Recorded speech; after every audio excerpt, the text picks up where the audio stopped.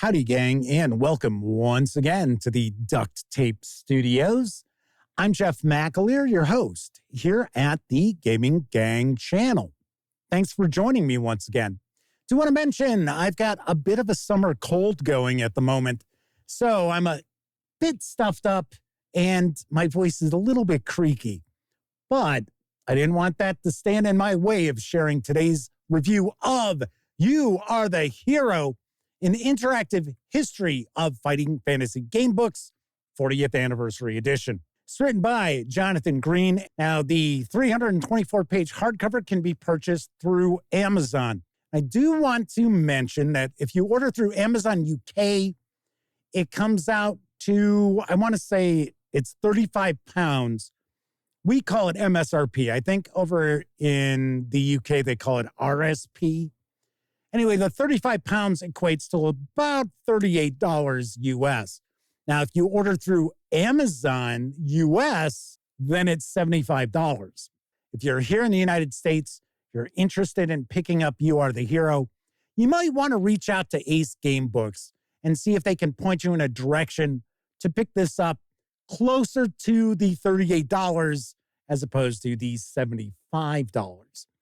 All right, all that said, let's swing on over to the other camera because here I've got You Are the Hero. Do want to mention, Jonathan Green, the author, was kind enough to provide me with this review copy, but neither I nor anyone else affiliated with the Gaming Gang has received any other sort of compensation for me to share this review with you. These days, it's very, very important. You know that. Just want to get that right up front.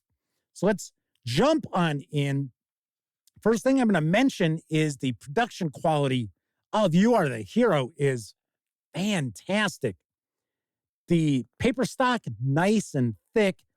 It's lavishly illustrated throughout. You're going to see a bit of that as I page on through. Of course, I'm not going to be looking at all 324 pages, but I really do want to give you a great feel for what you're going to find inside this book. But I am absolutely knocked out, or seeing that Fighting Fantasy is a series of UK game books, maybe I should say gobsmacked at the quality of this book. Really, really nice. So if you're not overly familiar with Fighting Fantasy, as to be very honest, I was not, and I'll talk about that in just a few moments. It is a series of game books which started in 1982. And what really set the Fighting Fantasy books apart from other choose-your-own-adventure style books was that there were actually game mechanics in the Fighting Fantasy books. So you needed a couple of six-sided dice, some paper, a pencil. Make sure you have an eraser on that pencil as well. Whereas those other CYOA sort of books were just, here's an entry, what do you do? This or that, and it would tell you where to go. So, of course, you would have entries in the Fighting Fantasy books where it would give you a situation that your hero was facing, and then you would make a choice. And then, of course, it would give you the options of turning to another section, depending on what you chose to do. And, of course, you would have the results of the outcomes that had to be determined by your dice. You would also go take a look at the different entries that way too. But the thing that really stood out was there were some very light game mechanics to the Fighting Fantasy game books right off the bat. And part of that is because the creators, Steve Jackson, and we are talking about the UK's Steve Jackson, not the American game designer Steve Jackson. Yes, same name, different people, as well as Ian Livingstone. They actually had worked for Games Workshop. So they were part of the Fiend Folio that had come out for Advanced Dungeons and Dragons. So they had gaming DNA before they jumped into the Fighting Fantasy books. So beginning in 1982 with The Warlock of Firetop Mountain, Steve Jackson and Ian Livingstone unknowingly embarked on a gaming book endeavor that would last over 40 years. Pretty wild. So the way this book is laid out is if you want to enjoy kind of an interactive, kind of fighting fantasy style book, you can enjoy it because you'll notice we've got these little entries here. Now, you can read it just like a standard book, just going through the various pages and the various different entries.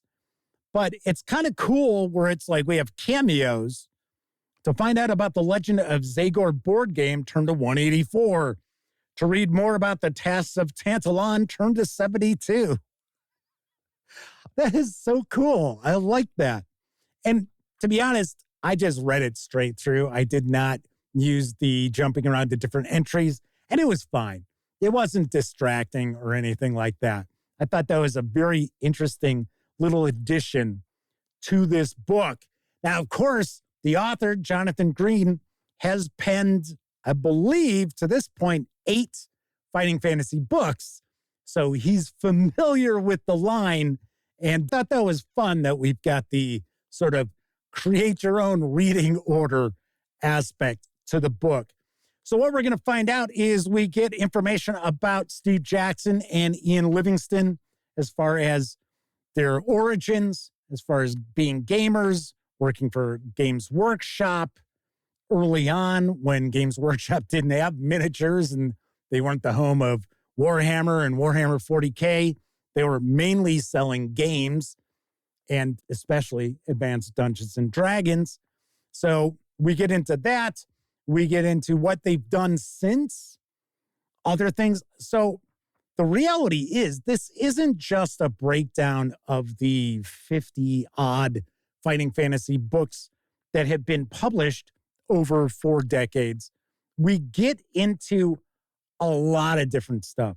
So we, of course, obviously get a discussion of each of the books, but we also see info about the actual tabletop role-playing game, miniatures, the game magazine that they had, even the telephone game that obviously was, so much per minute in the UK back when calls being charged by the minute were a thing.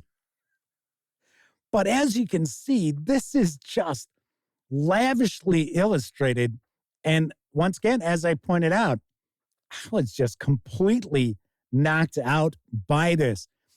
So I should mention that when this series began with the Warlock of Firetop Mountain, which released in 1982, I would have been either a freshman in high school or a sophomore, depending on when the book came out.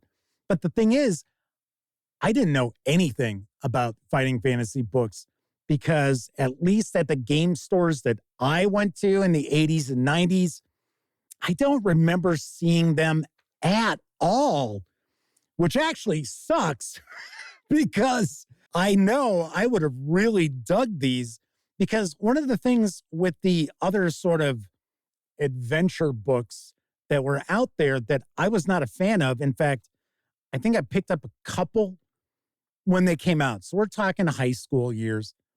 I was sort of like, there's really no game to this. It's just, what do you do? Pick this, pick that.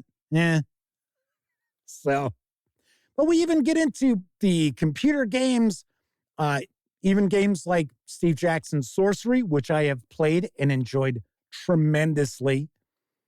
And there's discussion about the various different publishers. Originally, the Warlock of Firetop Mountain was published by Puffin Books. Now the Fighting Fantasy line is published by Scholastic.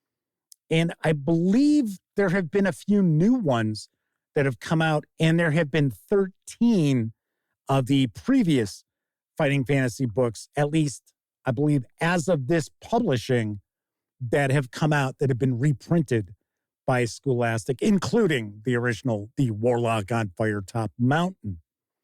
I really feel bad that I missed out on these books. I would actually be really interested in taking a peek at them now because this has really piqued my interest.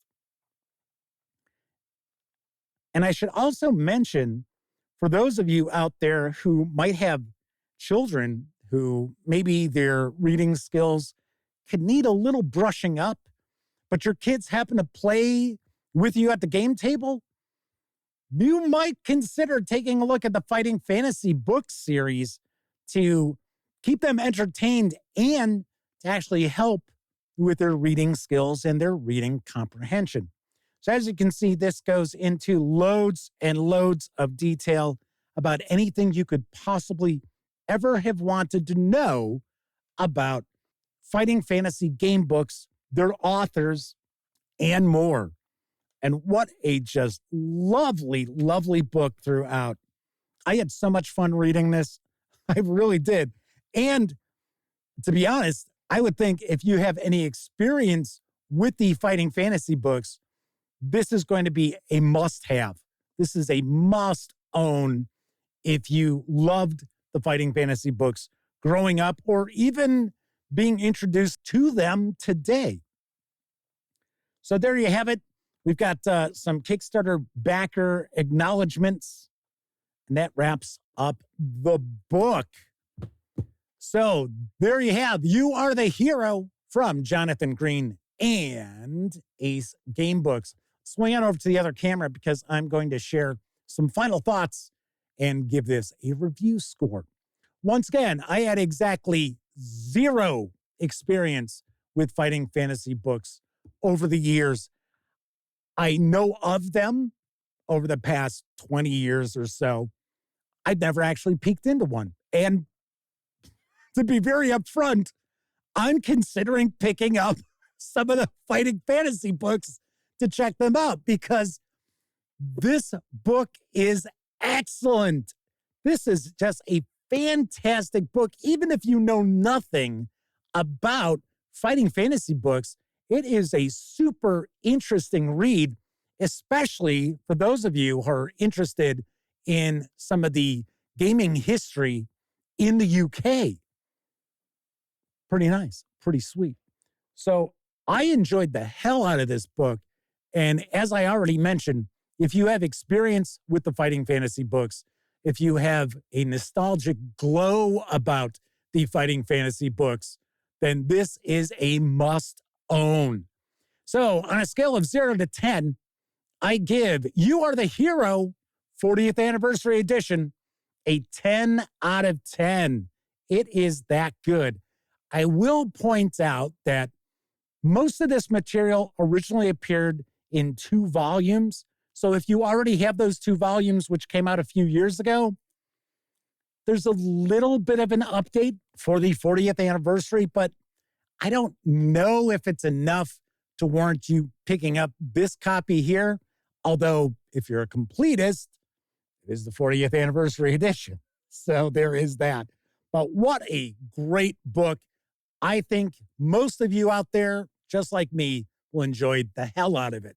All right, that's it for this time out. If you like the video, by all means, please give it a quick thumbs up. Subscribe to the Gaming Gang channel if you haven't already. And if you do subscribe, don't forget, ring that bell. It'll not only let you know when I share videos such as this review, it'll also inform you when my live stream, the Gaming Gang Dispatch, airs Tuesday, Wednesday, and Thursday evenings right here on YouTube at 7 p.m. Central. Of course, when you're not watching videos on the Gaming Gang channel, be sure to visit thegaminggang.com for all the latest in tabletop gaming news, reviews, and a whole lot more you are not going to find on YouTube. You know the drill. Get your geek on at thegaminggang.com. Once again, I'm Jeff McAleer. Thank you very much for watching. Until I see you next time, I certainly hope all of you get to enjoy plenty of great gaming with your gang.